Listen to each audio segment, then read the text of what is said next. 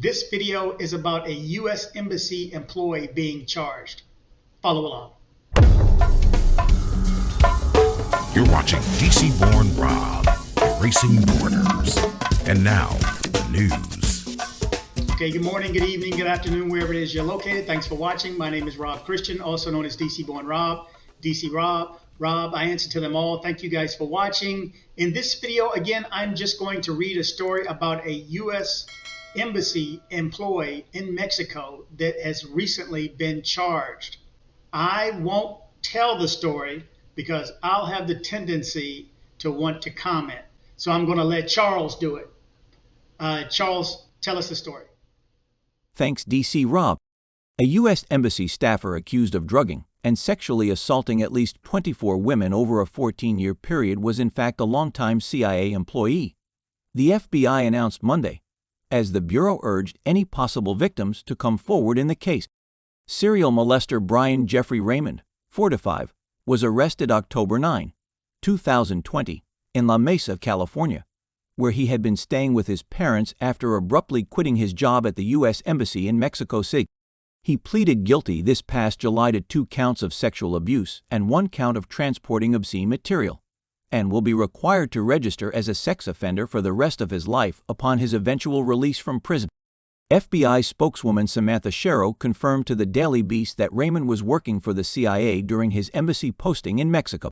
She declined to provide further details about his exact position with the spy agency.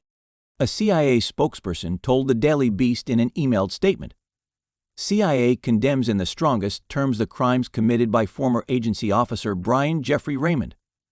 A source familiar with the case said the CIA took administrative action after Raymond's arrest, and that he resigned from his position soon after. As the Daily Beast previously reported, the investigation into the veteran CIA man began after a passerby spotted a naked, hysterical woman desperately screaming for help on the terrace of a Mexico City apartment leased by the U.S. Embassy. Investigators later uncovered nearly 500 photographs and video footage of numerous women passed out in Raymond's bed. In some, a man can be seen holding open the victim's eyelids, waving their limp arms and legs around, or putting his fingers in their mouths to demonstrate that they are unconscious, according to court filings. A nude and obviously aroused Raymond, who passed more than 10 polygraph exams during his government career, is pictured in several of the images. Raymond, who speaks Spanish and Mandarin Chinese and worked in at least 6 different countries over some 20 years of federal service, that Raymond's defense team described as exemplary, met his unsuspecting victims on Bumble, Hinge, and other dating apps. After meeting Raymond for a date, his victims reported drinking alcohol supplied and / or prepared by Raymond and experiencing memory loss during their time with Raymond, states Raymond's plea agreement. At least 9 of Raymond's attacks occurred in his official government residence.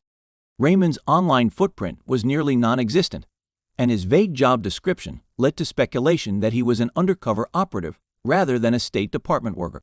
He continued to carry out his repugnant rape spree even after he knew he was under investigation, then unsuccessfully tried to wipe the incriminating evidence from his phone.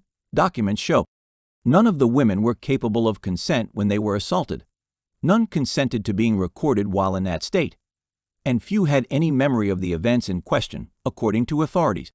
Investigators uncovered numerous chats between Raymond and the women he assaulted in which they apologized for blacking out, asked Raymond if they had sex, and appear to have no recollection of what happened the night before.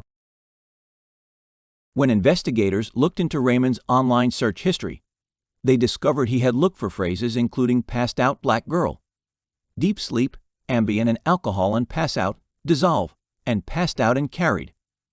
One set of photos depicted Raymond abusing an unconscious woman, exposing her breast and pulling down her shorts.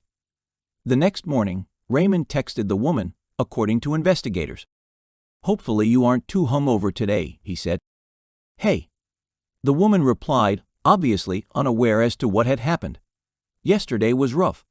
I had a massive hangover, lol. I had fun too. We have to do it again." On their second date, the woman and Raymond went to a wine bar, then headed back to her place, where she opened a bottle of red wine for them to share.